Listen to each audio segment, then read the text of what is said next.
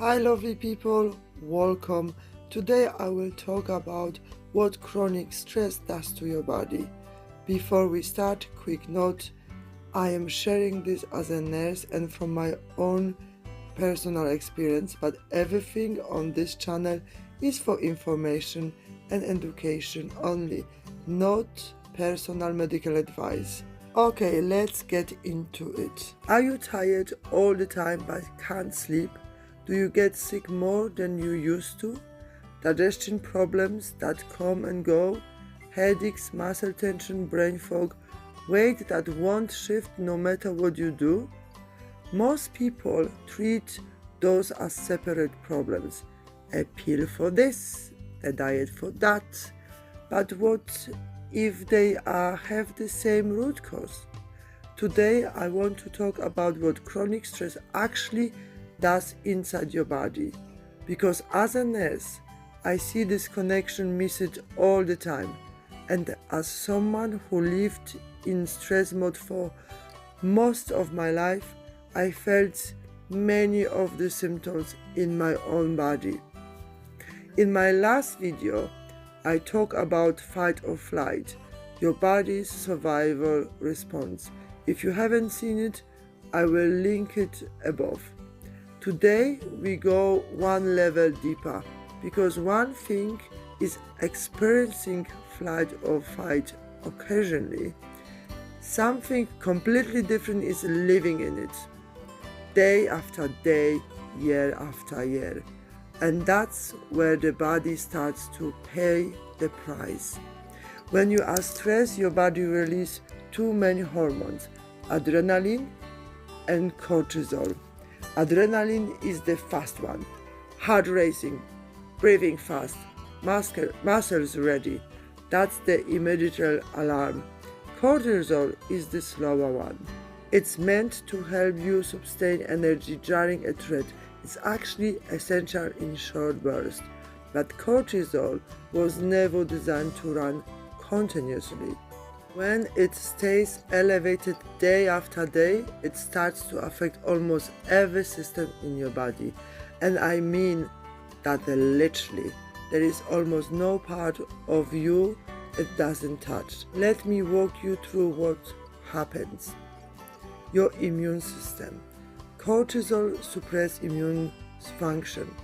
That's why chronically stressed people get sick more often, take longer to recover, and can develop inflammatory conditions. Your body is so busy managing the stress response, it has less resources to fight actual threats like viruses and bacteria. Your digestive system. Your gut and your nervous system are directly connected. It's called the gut-brain axis. When you are in stress mode, digestion slows down or become disrupted. This is why so many people with chronic stress have IBS, bloating, acid reflux, food intolerances. So just a permanently unsettled stomach. Your gut is not separate from your mental state. They are in constant conversation. Your heart and cardiovascular system. Chronic elevated cortisol raises blood pressure and heart rate over time. It increases inflammation in blood vessels. Long term, this raises the risk of heart diseases. This is not dramatic. This is a biology happening quietly over years. Your sleep. Cortisol is supposed to be high in the morning to wake you up and low at night so you can sleep. Chronic stress disrupts this rhythm, so you feel wired at the night when you should be winding down, and exhausted in the morning when you should feel rested. This cycle feeds itself. Your weight and metabolism. Cortisol signals your body to store fat, especially around the abdomen. It also increases craving for sugar and high-calorie food because your body thinks it needs fuel for the threat. So chronic stress makes it genuinely harder to maintain a healthy weight, It is not just willpower, it is a chemistry. Your brain. This one I find particularly important. Chronic stress actually shrinks the hippocampus, the part of your brain involved in memory and learning. It also keeps the amygdala, your alarm center, in a state of hyperactivity. So you can become more reactive, more forgetful, less able to think clearly. Brain fog is not imaginary. It is your brain under prolonged pressure. Your hormones. Cortisol competes with and disrupts another hormones, including sex hormones and thyroid hormones. This can affect your mood, your cycle, if you are a woman, your energy, your libido. Chronic stress is one of the most under-recognizing causes of hormonal imbalance. I want to be honest with you here. I experienced most of what I just described.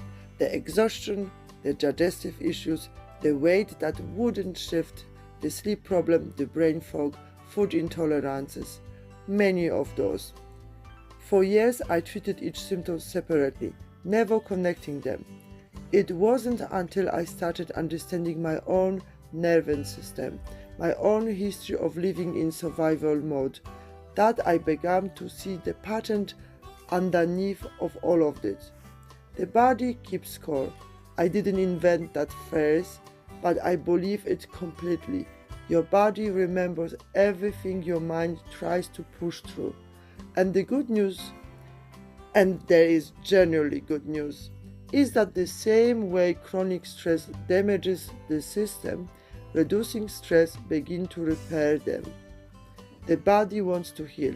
It just needs the condition to do it. So what are those conditions? In the coming videos, I'm going to talk particularly about movement, about eating, about thought pattern, about sleep, all through the lens of nervous system regulation. Because knowing this is not enough on its own. We need tools. Simple, real, doable ones. But today I just want you to understand, if your body is struggling, if you have symptoms that don't seem to have any clear cause, please consider stress as a root, not as a weakness, not as something you should just push through. As biology, as something real happening inside you that deserves attention and care. If any of this resonates with you, share it with someone who needs to hear it. So many people are living with those symptoms without even connecting them to stress. And if you haven't seen my first video on flight and fight, watch that next. It gives the foundation for everything I talk about in this channel. Take care of your body, it works very hard for you. See you next week, bye bye!